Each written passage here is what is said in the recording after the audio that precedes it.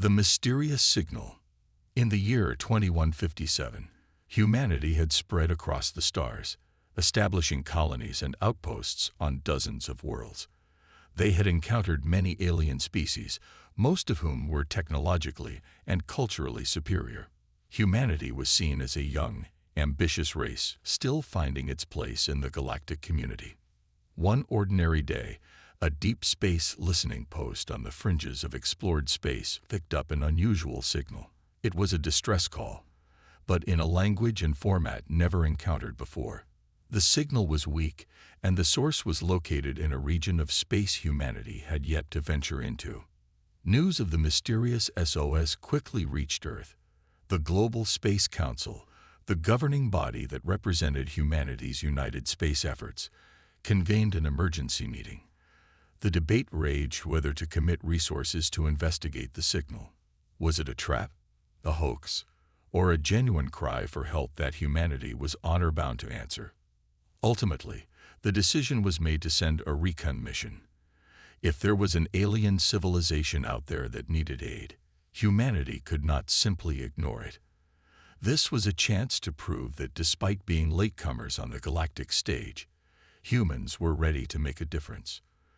The mission could also provide invaluable first contact with a new species. A heavily armed exploration vessel, the GCS Intrepid, was dispatched to the coordinates of the signal with a crew of 200. It carried diplomats, linguists, scientists, and a full complement of Marines. The ship's mission was to investigate the distress call, render aid if required, and represent humanity's interests in this uncharted domain of space. As the Intrepid journeyed into the void, the crew could only speculate what they would find. Were they racing towards a new ally, a dangerous foe, or something else entirely? Little did they know that this voyage would be a defining moment for the future of the human race. Assembling the team, Captain Mira Katri, a decorated veteran of the global space fleet, was selected to lead the expedition aboard the Intrepid. She had a reputation for quick thinking, strong leadership, and a willingness to make tough calls in crisis situations. Her second-in-command was Commander Ty Carlson, an unflappable tactical officer with a talent for strategy. The head of the ship's Marine detachment was Lieutenant Commander Ava Cortez, a battle-hardened soldier known for leading daring special operations. The civilian delegation was led by Ambassador Hassan Elamin, a seasoned diplomat with first contact experience. His team included Dr. Lin Mei, a brilliant xenolinguist, and Professor Jamar Okafor, a renowned xenoanthropologist. Rounding out the senior staff were the ship's chief engineer, Lieutenant Shiovan McKenna, whose technical wizardry had saved many missions, and Dr. Rafael Santos, the chief medical officer with expertise in alien biology. Each of these individuals brought unique skills and experiences that would prove vital in the challenges ahead. But they were also chosen for their ability to think outside the box, adapt to new situations, and forge connections across species and cultures. As the Intrepid raced towards the coordinates of the distress signal, the crew spent long hours preparing for whatever awaited them. Marines conducted combat drills, scientists pored over what little data they had on the region of space, and diplomats and linguists crafted greeting messages in every conceivable format. Yet despite their best efforts, the crew knew they were venturing into the true unknown. The excitement and trepidation was palpable. They were writing a new chapter of history. What discoveries awaited? What dangers lurked in the darkness between stars? No one could say, but they were determined to face it as a united human front, representing the best that Earth had to offer. In an observation lounge, Captain Katri gathered her senior staff. She looked at each person in turn, seeing the determination in their eyes. "You are the most talented and capable individuals I have ever served with," she said.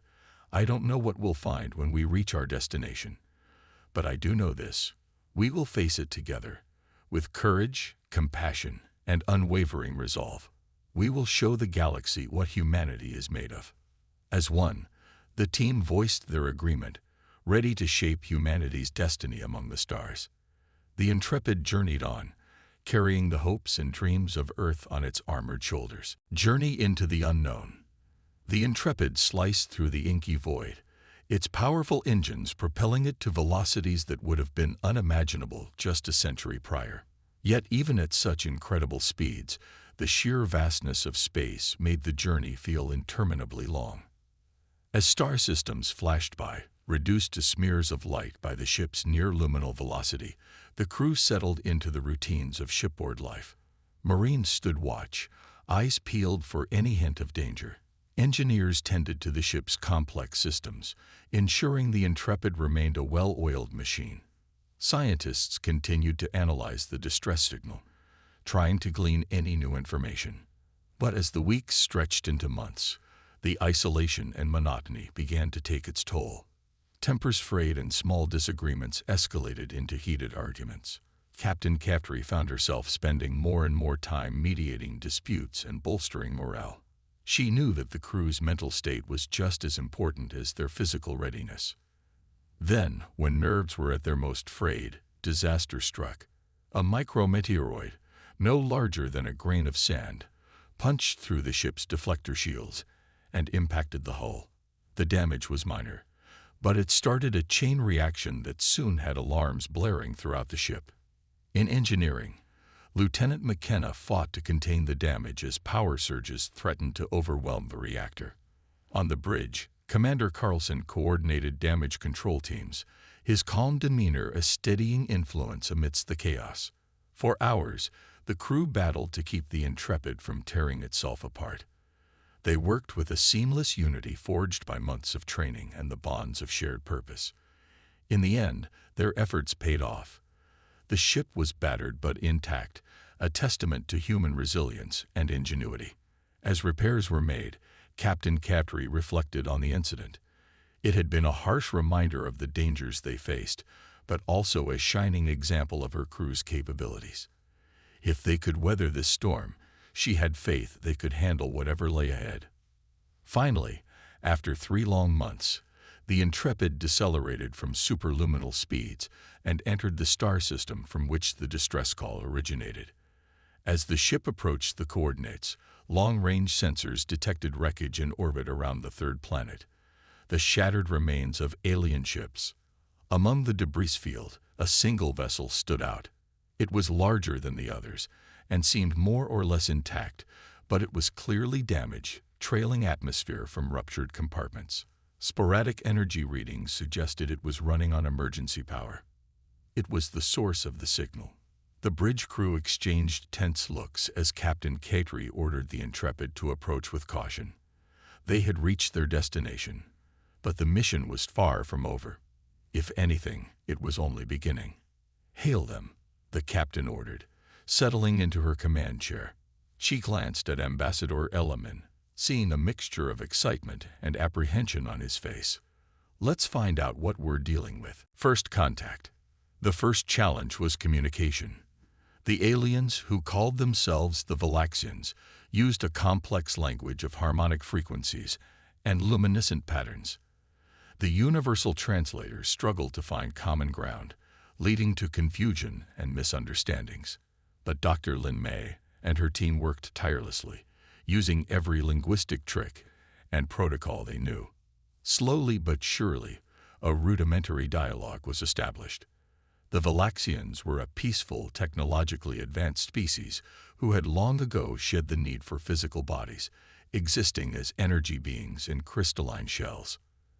They explained that they were refugees, fleeing a relentless enemy known as the Vortex.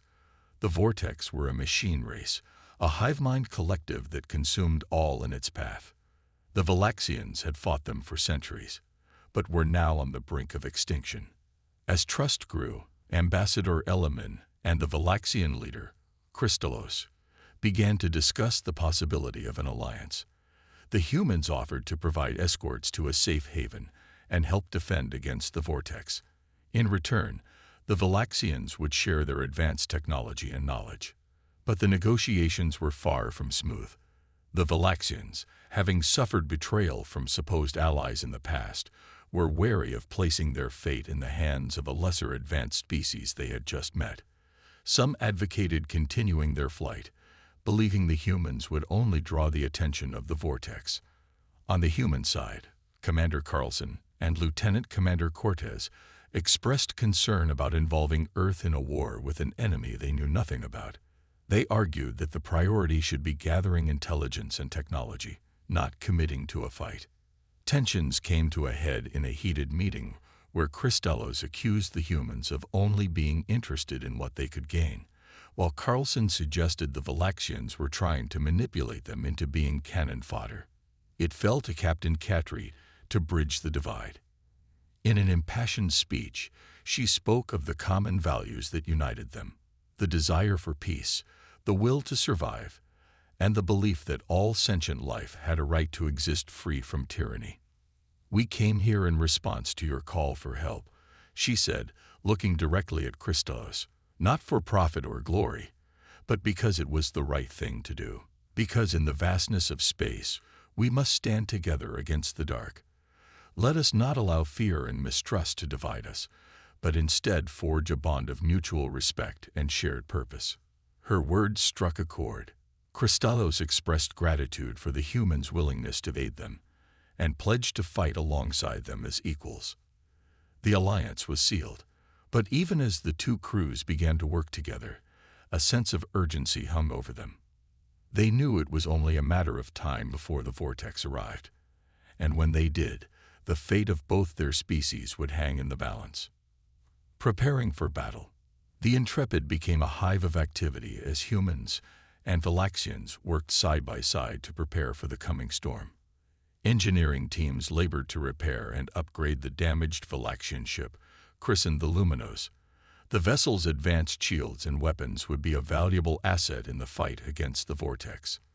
Meanwhile, Marine squads and Valaxian warriors trained together, learning to coordinate their tactics and abilities. The Valaxians' energy manipulation technology allowed them to create hard-like constructs and projectiles, complementing the humans' kinetic weapons and power armor. Professor Okafor worked with the Valaxian historians, studying past vortex incursions for weaknesses and strategies. They discovered that while the machine collective adapted quickly to new tactics, it often relied on predictable patterns and algorithms. If they could disrupt these patterns, it might buy them a crucial advantage. However, as the preparations continued, a new problem emerged. A group of Valaxians, led by a hardliner named Zephyros, objected to sharing their most advanced technologies with the humans. They feared that humanity might one day turn these technologies against them or against other species. Tensions rose as Zephyros and his followers began to sabotage the upgrade efforts, leading to accidents and setbacks. They argued that the Valaxians should take the upgraded Luminos and continue their flight, leaving the humans to face the vortex alone. Kristalos was torn. While he didn't share Zephyros' mistrust of the humans, he was sworn to protect his people above all else. If a significant portion of his crew refused to fight alongside the Intrepid, it could fracture their already tenuous unity. Once again, Captain Capri found herself in the role of peacemaker. In a meeting with Kristalos and Zephyros, she acknowledged the validity of their concerns. Humanity's history was checkered with conflict and betrayal, and trust had to be earned. But she also pointed out that the Valaxians were not alone in their vulnerability. By working together, they were sharing the risk and the potential reward. "We are stronger united than we are divided," she argued. "The vortex threatens us all. We must stand together, not just for our own survival, but for the principle that life, in all its diversity, has value and is worth defending." Her words resonated with Kristalos, who reaffirmed his commitment to the alliance. Faced with the choice between unity and isolation, most of Zephyros' followers also chose to remain. A few diehards stole a shuttle and fled, but the majority stayed to face the oncoming storm. As final preparations were made, Captain Capri looked out at the two crews, now intermixed and working as one. It was a sight she had never expected to see. Humans and Valaxians, united by a common cause. She knew that the odds they faced were grim. The vortex had never been defeated, only escaped.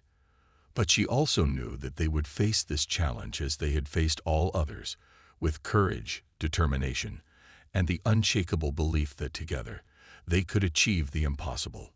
The Intrepid and the Luminous stood ready, a bastion of life and hope against the encroaching darkness. Whatever fate awaited them, they would face it as one. The vortex strikes back. The attack, when it came, was sudden and brutal. A massive fleet of vortex ships, each a jagged conglomeration of metal and pulsing energy, emerged from hyperspace on the edge of the system. They immediately accelerated towards the Intrepid and Luminous, weapons charging. On the bridge of the Intrepid, alarms blared as the crew scrambled to battle stations. Captain Cattry gripped the arms of her command chair, her face grim but determined. "This is it," she said. "The moment we've been preparing for. All hands, engage the enemy. Let's show them what we're made of." The two Allied ships met the vortex head-on, their upgraded shields absorbing the initial barrage. They returned fire, lancing beams of energy and volleys of missiles tearing into the enemy formation. The Valaxian weapons proved especially effective, their phase-shifting frequencies penetrating the vortex's adaptive armor. But the vortex adapted quickly, modulating their shields to nullify the Valaxians' advantage. They pressed their attack, focusing fire on the Luminous. The Valaxian ship shuddered under the onslaught, its shields flickering. Aboard the Intrepid, Commander Carlson coordinated the counterattack. Under his direction, human fighters launched from the ship's bays, engaging the vortex in fast-paced dogfights. Marine boarding parties used breaching pods to infiltrate enemy ships, sabotaging them from within. In the heart of the Luminous, Cristellos rallied his people. They channeled their energy through the ship's crystalline matrix, reinforcing the shields and powering devastating area effect attacks. The ship became a glowing beacon of defiance, a rallying point for the Allied forces. Yet for all their efforts, the tide of battle began to turn against them. The vortex's numbers seemed inexhaustible, and for every ship destroyed, two more took its place. The Intrepid's hull was scorched and pitted, its shields depleted. The Luminous fared even worse, whole sections of the ship dark and lifeless. In a desperate gambit, Captain Cattry ordered a retreat. The Intrepid and Luminous disengage, fleeing towards the system's asteroid belt. The vortex pursued, harrying them with long-range fire. Amidst the chaos, Dr. Santos worked frantically in the medbay, triaging the wounded. Professor Okafor and Dr. Lin assisted, their expertise in Valaxian physiology proving invaluable. It was a scene repeated across both ships, humans and Valaxians working together, fighting together, bleeding together. As the ships took shelter within the asteroids, the crew took stock of their situation. They were badly damaged and had taken heavy casualties. The Vortex fleet was still out there, searching for them. It was only a matter of time before they were found. In a somber meeting, the ship's leadership discussed their options. Retreat seemed the only course. To run, to hide, to survive to fight another day. But Captain Cattry refused to give up. "We've come too far to turn back now," she said. "This isn't just about us anymore. It's about all the worlds, all the species that the vortex threatens. If we run, who will stand against them?" She turned to Professor Okafor. "You said the vortex follows predictable patterns. Can we use that against them? Lure them into a trap?" Okafor nodded thoughtfully. "It's possible. If we can make them think we're weaker than we are, draw them into the asteroid field where their numbers will count for less. Then we hit them with everything we've got," finished Commander Cortés. A final, decisive blow. It was a desperate plan, but it was the only one they had. As the ships prepared for their final stand, Captain Cattry addressed the crew. Not just her crew,